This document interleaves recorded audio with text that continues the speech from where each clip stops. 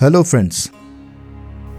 रोज़ा रखने या फास्टिंग का कॉन्सेप्ट मुख्तलिफ अकायद व मज़ाहिब में मुख्तलिफ शक्लों में ना सिर्फ मौजूद है बल्कि मजहबी फ़र्ज़ियात में शामिल है। इस्लाम में भी साल में एक माह यानी रमज़ान के महीने में रोज़े रखना फ़र्ज़ है। साथ ही ये कहा गया है कि सारी इबादतें जो कि इंसान पर फ़र्ज़ हैं वो खुदा के लिए नहीं बल्कि ख़ुद इंसान की बेहतरी के लिए है। इसी तरह हमारा रोज़ा रखना खुदा को कोई फ़ायदा नहीं पहुंचाता बल्कि ख़ुद हमारी रूह और जिस्म के लिए सूदमंद है। बज़ाहिर तो भूखा प्यासा रहकर ख़ुद को तकलीफ़ में मुब्तला पाते हैं, मगर खुदा ताला ने जगह जगह फरमाया है कि तुम खुश हो जाओ और मेरा शुक्र अदा करो कि मैंने तुम्हें रोज़े जैसी नेमत से नवाजा है। ना सिर्फ ये बल्कि रोज़े रखने की खुशी में ईद का दिन भी अता किया गया है। जब रोज़े फ़र्ज़ हुए थे तब कुछ लोगों को शायद ये बात समझ में ना आई हो कि इसमें खुश होने वाली बात क्या है।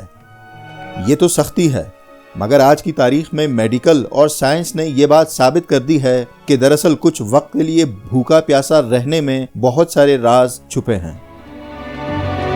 रोज़े रखने के रूहानी और नफ्सियाती फ़वाइद पर बहुत बहस हो चुकी है, जैसा कि खालिक़ कायनात की मर्ज़ी और हुक्म के आगे सर झुकाना, नफ्सियात पर गलबा पाना, खाना मौजूद होते हुए भी सब्र करना, सख्ती पर भी शुक्र बजा लाना, मनफी ख़यालात पर कंट्रोल पाना, पिछले वक्तों में अपने किए गए गुनाहों से तौबा करके पुरसकून महसूस करना, मुश्किलात बर्दाश्त करने की काबिलियत पाना वगैरह वगैरह। आज हम आपको रोज़ा रखने के चंद ऐसे तिब्बी फ़ायदे बताते हैं जिसे सुनकर आप दंग रह जाएंगे और जान जाएंगे कि आखिर क्या वजह है कि आजकल बहुत सारे ऐसे अफराद भी जो किसी मज़हब पर कोई ख़ास बिलीव नहीं रखते, वो भी कुछ वक्त के लिए भूखा प्यासा रहना क्यों पसंद करते हैं। So is this your first meal of the day? It's now almost 6 o'clock? It will be, yeah. Really? You have no breakfast, no lunch? No. Because? Well, because it's clear, based on thousands of years of human existence, that eating less is, if it's not starvation or malnutrition, it's good for you. If we actually are giving them all the food throughout the day, they're thinner, but they don't live longer. So you need the fasting to upregulate the mechanism for aging. I eat a plant-based diet, and I try to do what's called intermittent fasting. Again, the science is still out on whether this is having a big impact. I try to kind of restrict the time I eat during the day to about 6 hours, and then fast the rest of the day.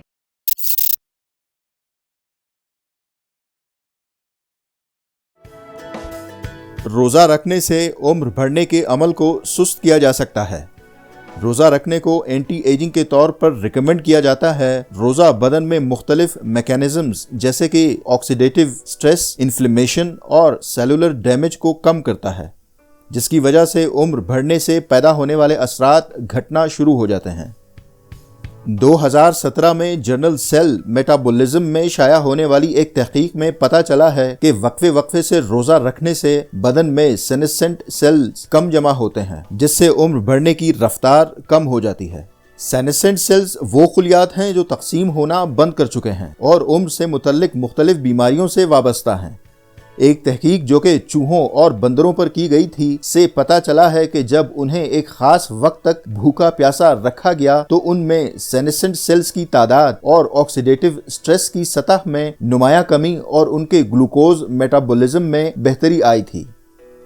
2018 में journal of clinical endocrinology and metabolism में शाया होने वाली एक और तहकीक में metabolic सेहत और ज्यादा वजन रखने वाले बालगों में उम्र बढ़ने के मार्कर्स पर टाइम रिस्ट्रिक्टेड फीडिंग TRF या वही रोज़ा या फाका के असरात का जायजा लिया गया। मुतालिए से पता चला कि TRF से इंसुलिन की हसासियत, ब्लड प्रेशर और ऑक्सीडेटिव स्ट्रेस को कम किया जा सकता है। 2017 में जर्नल सेल रिसर्च में शाया होने वाले एक मजमून से ये नतीजा अखज़ किया गया कि रोज़ा सेलुलर तनाव के नतीजे में पैदा होने वाले रद्द अमल को कंट्रोल कर लेता है। सेलुलर तनाव के नतीजे में पैदा होने वाले रद्द अमल से मुराद है ऑटोफजी और प्रोटीन्स की एक टाइप सर्टोइन, जो सेलुलर एजिंग और इसके नतीजे में उम्र बढ़ने जैसे एक्टिविटीज़ को मुनज़्ज़म करने का जिम्मेदार है।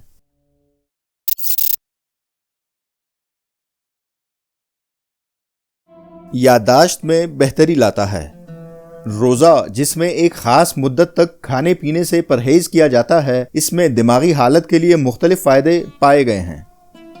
रोज़ा न्यूरोप्लास्टिसिटी को फ़रोग़ देने के लिए भी अहम पाया गया है। نیوروپلاسٹیسٹی کا مطلب ہے کہ دماغ کی نئے تجربات کے جواب میں خود کو ڈھالنے اور دوبارہ منظم کرنے کی صلاحیت۔ نیچر نیورو سائنس جریدے میں شائع ہونے والی ایک تحقیق سے معلوم ہوا ہے کہ روزہ دماغ میں نئے نیورونز کی نشوونما کا باعث بنتا ہے، جو سیکھنے اور یادداشت کے لیے ضروری ہے۔ موڈ کو بہتر بناتا ہے۔ روزہ رکھنے سے دماغ کے بعض نیورو ٹرانسمیٹر جیسے ڈوپامین، نورپینفرین اور سیروٹونن کے اخراج میں اضافہ ہو جاتا ہے، جس سے انسان پرسکون محسوس کرتا ہے اور اس سے موڈ کے اوپر مثبت اثرات پڑتے ہیں۔ فزیالوجی اینڈ بیہیویئر جریدے میں شائع ہونے والی ایک تحقیق سے پتہ چلا ہے کہ صرف ایک دن کے لیے روزہ رکھنے سے خوشی اور مثبت رجحانات میں اضافہ، جبکہ تناؤ، غصے، الجھن اور افسردگی میں کمی واقع ہوتی ہے۔ اضطراب کو کم کرتا ہے۔ روزے کے اثرات بے چینی کے اوپر بھی پائے گئے ہیں، یعنی اس سے اضطراب اور بے چینی کو کم کرنے میں مدد مل سکتی ہے۔ میڈیکل ہائپوتھیسز جریدے میں شائع ہونے والی ایک تحقیق میں بتایا گیا ہے کہ وقفے سے روزہ رکھنے سے دماغ میں سوزش کو کم کر کے اضطراب کی علامات کو بہتر بنانے میں مدد مل سکتی ہے۔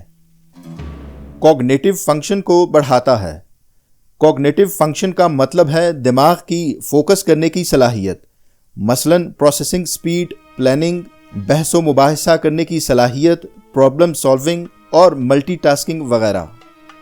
روزہ دماغ سے حاصل کردہ نیوروٹروفک فیکٹر BDNF نامی پروٹین کی پیداوار کو بڑھا کر کوگنیٹو فنکشنز کو بہتر کرتا ہے، جو نیورون کی نشوونما اور دیکھ بھال کے لیے ضروری ہے۔ سیل میٹابولزم جریدے میں شائع ہونے والی ایک تحقیق میں بتایا گیا ہے کہ صرف 24 گھنٹے روزہ رکھنے سے BDNF کی سطح میں 400% تک اضافہ ہوتا ہے۔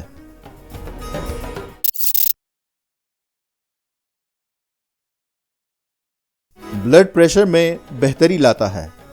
روزہ رکھنے سے بلڈ پریشر کو کم کرنے میں مدد مل سکتی ہے، جو کہ دل کی بیماری کے لیے ایک اہم خطرہ ہے۔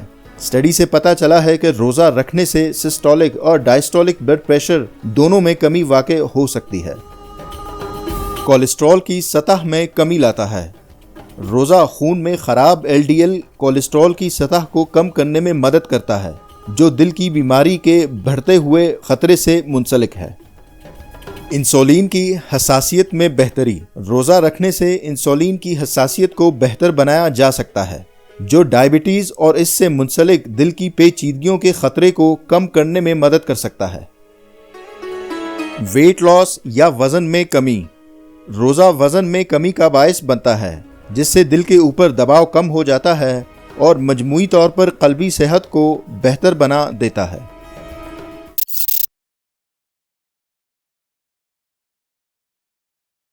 اس کے علاوہ روزہ رکھنے کے جسم پر کچھ عام اثرات بھی نوٹ کیے گئے ہیں، جیسے کہ جسم میں غذائیت کی کمی سے دیگر عضلات کی طاقت اور قوت میں اضافہ ہوتا ہے، جس سے انسان کی جسم میں سختی اور مضبوطی پیدا ہوتی ہے۔